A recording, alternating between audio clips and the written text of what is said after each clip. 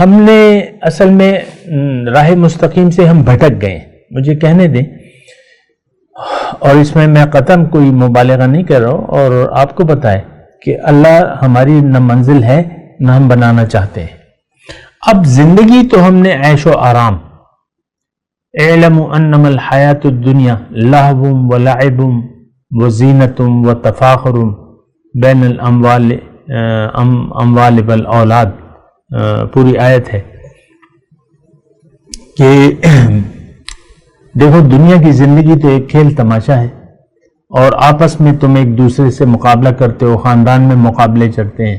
میرے بھائی کا بیٹا ڈاکٹر بنے گا تو میرا بیٹا ڈاکٹر نہ بنے تو یہ تو میری ناک کٹ جائے گی، خاندان میں ناک کٹ جائے گی.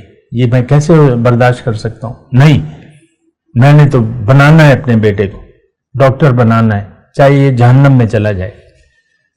اپنی اولاد دیکھیں، ہم خود بھی آخرت سے بے خبر ہیں، غافل ہیں، اور اسی طرح ہمارے بچے بھی آخرت کی کامیابی سے غافل ہیں.